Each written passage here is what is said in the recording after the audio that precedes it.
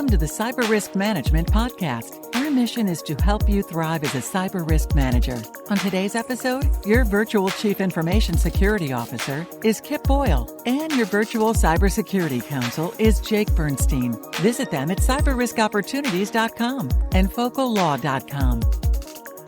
So, Kip, what are we going to talk about today? Okay, Jake, in the midst of COVID-19, we are recording as the lockdowns continue to reign upon planet Earth. Yesterday, the nation of India went on 3-week lockdown.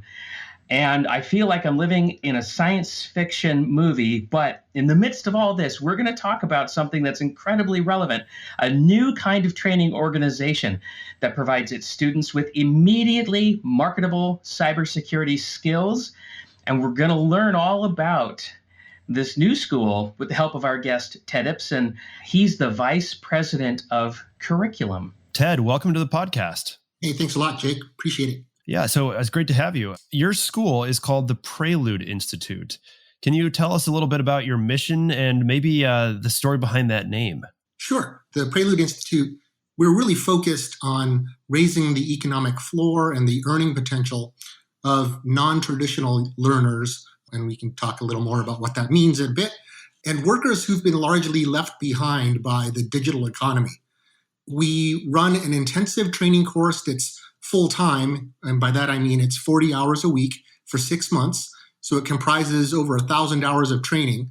And the course gives these workers immediately marketable cybersecurity skills. And then we actively work with the students and potential hiring managers at industry companies to place them into positions in security. Okay, Ted, there's so much going on in what you said. There's so much to unpack. And I think that's kind of what we're going to do in the rest of this episode.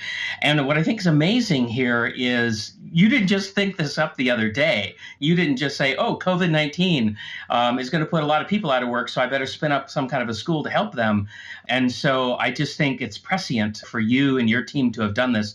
But the first thing that I want to point out to our audience of cyber risk managers, many of whom are hiring managers or work directly for the Chief Information Security Officer or somebody who's concerned about having a great team, is that Ted is focused on giving his students practical cybersecurity skills, not bachelor's degrees or master's degrees, not certifications. So Ted, what can your graduates do right away? We spent a lot of time ensuring as we built the curriculum, first of all, we wanted to make sure that it wasn't a purely academic curriculum. So we built out what we thought made sense. As a starting reference point, we looked at NIST, NICE curriculum and some other things like that, modified it a little bit, and then shopped it around to large organizations in various industries and basically asked the question, hey, does this curriculum tick the right boxes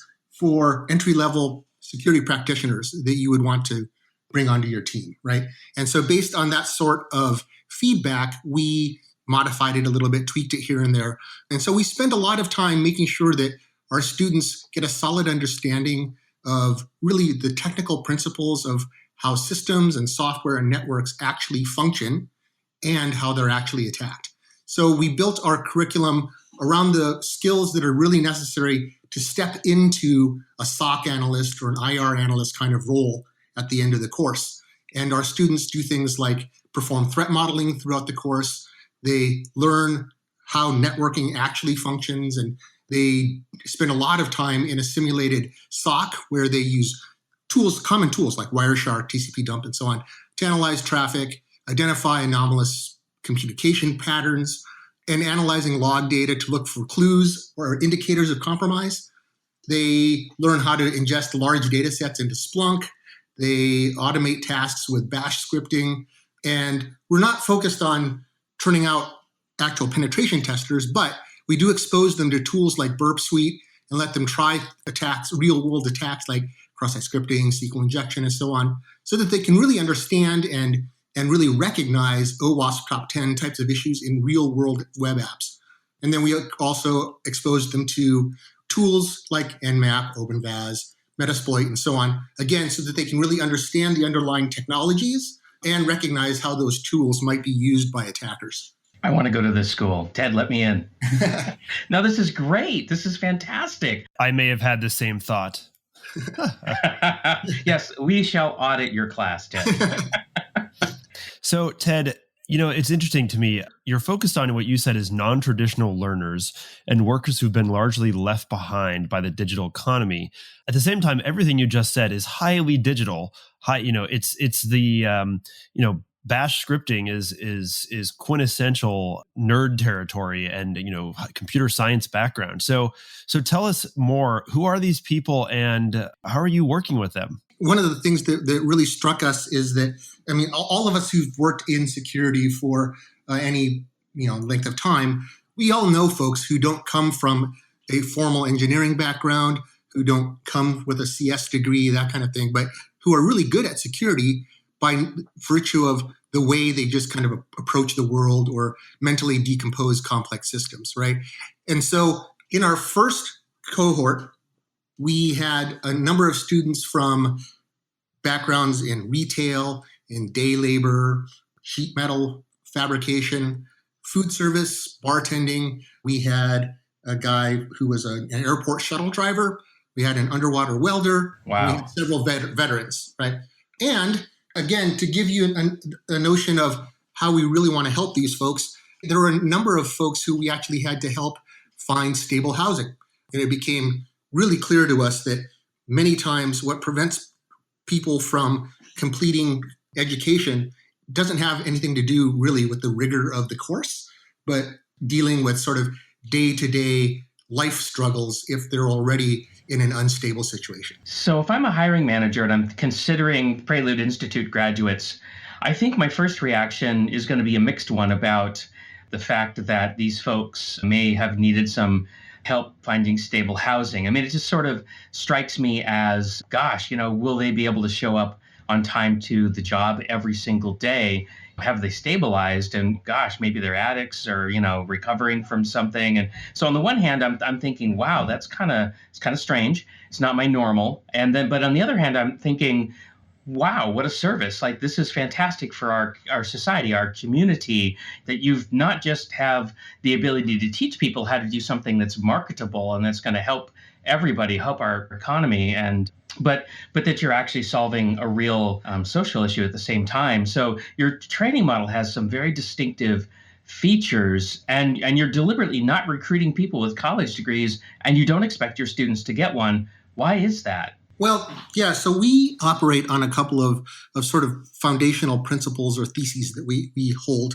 The first one is that the current model of higher education as it exists in the US today is largely the opposite or the inversion of what its original purpose was, right? So the original driver for higher education in the US, it was meant to be a stepladder for folks to enter the middle class, really, right? But today, if you look at the numbers, you've got over 20 million folks in the US who are enrolled in higher education. And on average, about half of those folks are not going to graduate, but they're going to nevertheless bring huge amounts of student debt along with them for the rest of their lives. There's about 30 million or more Americans who have some college but didn't actually get their credentials, and they're saddled with debt. And so they couldn't get the job that would have helped them bear the burden of that debt. Is that right? Correct. And then those who do graduate, now they take, on average, about 6.5 years to actually graduate. So they come out of school with even more crippling debt when you look at the cost of that extended period of study. And so we believe that really that because of those kinds of factors, the current higher educational system is in many ways a really powerful accelerant of inequality in the US. And so we are focused on finding a better way to offer training and education that isn't focused on debt, but is focused on really concrete outcomes that help to serve the labor market, that is the employers, the students who go through the program, and local governments, because you're taking folks who are now going from economic floor of maybe $15,000 a year, and they're now taxpayers making $65,000 a year or more. So what was the impetus for you to include local government as a strong stakeholder in the outcomes that you're delivering? That's unusual. Well, it's part of our overall philosophy that there's also a social work kind of element to this institute. And so working with vulnerable communities as well, and working with economic development councils and so on, so that we can effectively it's like a force multiplier kind of, right? In that we also work very closely with the various grants and so on to try to drive the overall cost of the program as low as possible for the students. And we can talk about the sort of economic model later if you'd like. Oh, definitely. So this is really interesting to me, Ted. And one of the things I've noticed, and I wanted to go back a little bit to what you mentioned earlier, which is that people can be very good at security based on the way they think. And I think that is a really important point to explore, not just for the purposes of the Prelude Institute, but also our listeners who are going to have all sorts of people in their departments, and they might want to be able to locate and at least recognize people who may end up being very good at security, even if they're coming from a non-traditional path. So can you kind of speak a little bit more about that? And what do you think makes a successful security professional who does not have a traditional background at all? The first part of the process for folks who want to apply to the Prelude Institute is they go through a fairly short online assessment, sort of brain teaser-y kind of things that are very carefully designed to elicit certain kinds of innate talents and innate proclivities and really try to get how a particular person looks at things. So we worked a long time on doing things like taking brain teasers that would traditionally be mathematical in nature, and they are mathematical in nature, but they're sort of disguised as something else, right? And so we developed a number of questions like this that get at the ability to do abstract thinking, the ability to think laterally, the ability to look at what the rules for the puzzle say and then intuit what they don't say, right? And then thinking about how to get around the rules as written and so on. Would you call this an aptitude test, Ted? We just call it our online assessment. So to give you an idea, we want to make sure that we're selecting for folks who are likely to be successful in the field, right? And so we're not in the business of simply taking people's tuition if we don't think we can actually help them enter the security field. So in cohort 1, our acceptance rate was about 6%. Wow. Whoa. And how many people did you accept numerically? Like how many students did you have? So our first cohort was only 30 students. Still 6%. And you ended up with 30, you had to screen a lot of people. We did. It's a fascinating thing, really, to go through these things, and we're pretty data driven, right? And so we sliced and diced the data quite a bit in different ways, and it's fascinating to see patterns emerge in terms of what seems to resonate with certain people who are ultimately successful. And I think ultimately we will have a really interesting set of data over years. Oh, I know you can wield a spreadsheet, Ted. Yeah.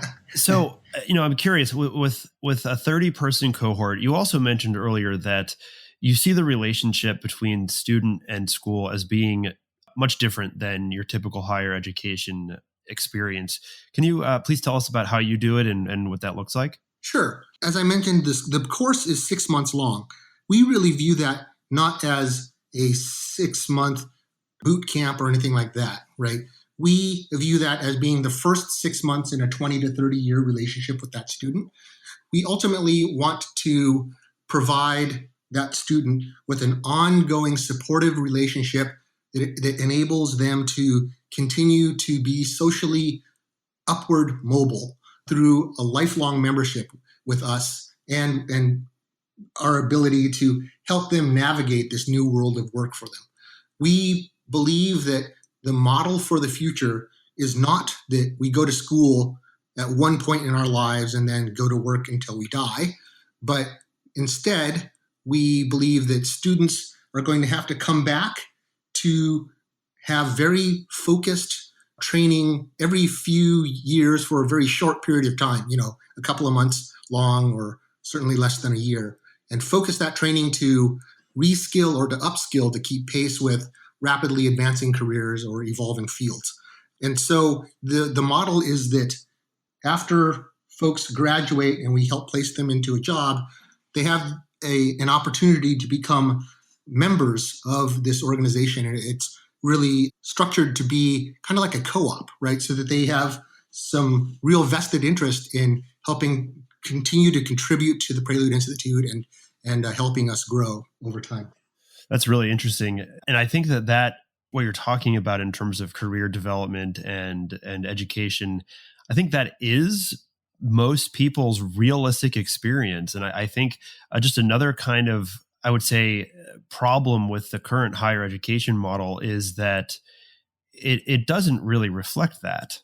And it is so expensive and it can take so long that I really do think that we're seeing we're going to see a shift in the way things are done like this. But I really like this idea, and I'm curious. So you said you had 30 people in your cohort. I'm gonna just steal Kip's question and ask: have they graduated? How are they doing? What was the before and after of the student of the profiles here? So we graduated that first cohort right at Halloween last year, and the average income for that cohort was about $18,000 for the prior year. Actually, even that figure is skewed a little high by one student in particular who actually was making pretty decent money. So, if we were to cut out that particular outlier, the average income of that cohort was closer to about $11,000. And we've placed those folks now into positions in cyber, in things like MSSPs. So they're SOC analysts at MSSPs doing detection and response for that company's customers. We've placed folks in publicly traded biotech firms as security practitioners there, and in software firms and so on. And so taking folks who were making, $11,000 to $18,000 average to positions ranging from $65,000 to almost $100,000, so like $95,000 a year. That is life altering without doubt. Yeah, it's stunning, really. I mean, to go from $11,000 a year of income, or to be unemployed or unemployable, and now you're making. I mean, I'm reminded of Gravity payments, right? Dan Price, I think it was his name, set a minimum wage of $70,000 a year for his team, and over the years there have been sort of updates in the media about what has been the effect of that. And it's been really interesting to see that it looks like quality of life goes up quite a bit for his team members, particularly the ones that were not making very much before the $70,000 minimum wage. And I'm reminded of that because, I grew up in a lower economic class. And I remember when I graduated from college and I got my first middle class type job, a lot of the daily anxieties just evaporated for me. I didn't have to worry about where my next meal was coming from, things like that. So, wow, it's really life-altering work that you're doing here, Ted. What is the seed? Where did this all come from? Was it the employers that you were listening to, and then you were trying to figure out how to work with them, or was it more local government, or what was the start of this? Really what we did is we were looking at the various studies, and depending on which study you want to believe, right? There's the impending shortage of anywhere between 2 and 4 million cyber jobs in the next couple of years here in the US. And so, I've always enjoyed doing training. I've done security training on a consulting kind of basis over the last couple of decades. So it struck me that it was really a logical thing to try to help fill those positions, but also then just looking at the huge inequality of access really to the security space for folks who, again, thinking about folks who I have known throughout my career who don't come from a traditional engineering kind of background, and yet are outstanding security practitioners. It's really struck us that there is a really untapped set of potential out there in the marketplace for us to take folks, find folks who have the native proclivities, native talents to be successful at this work. And even if they've never would have thought of technology as being something that they could do as a career, helping them down that path and not doing it in a way where it's, okay, we're just going to train you, now good luck getting a job, but really walking them through that entire process and continuing to give them long-term support. Well, that's fantastic. And so if anybody in our audience is now saying, wow, I either want to hire some of these folks, or I just want to know more, or maybe they're saying, gosh, my sister-in-law or my niece or my nephew or my cousin should really go to the Prelude Institute. Ted, what would where would you tell them to go, and how could they find out more? Absolutely. Yeah. So there's a lot of information on our site, preludeinstitute.com. It's a long URL, but that's the way it is. Tell me about it. Mine's not any better. And then folks can absolutely email me as well, ted@preludeinstitute.com. That's great. Well, listen, we're so glad you were our guest today. Do you have anything, that you want to say before we wrap up the episode, Ted? No, I appreciate you taking the time to have me on as a guest. I'm really excited about the work we're doing. As you said, I do feel like we're truly changing people's lives and also bringing more diversity to our industry and so on. So again, thanks for having me on. That's our pleasure. It's our pleasure, Ted. Yes. So thank you very much for joining us today. And Kip, I guess that's the wrap. Yeah, let's go ahead and wrap it up. Today we learned about how the Prelude Institute is helping to make up for the shortfall in qualified cybersecurity professionals. And we did that with the help of our guest, Ted Ipsen, and we'll see you next time. See you next time. Thanks for joining us today on the Cyber Risk Management Podcast. Remember that cyber risk management is a team sport, so include your senior decision makers, legal department, HR, and IT for full effectiveness. So if you want to manage cyber as the dynamic business risk it has become, we can help. Find out more by visiting us at cyberriskopportunities.com and focallaw.com. Thanks for tuning in. See you next time.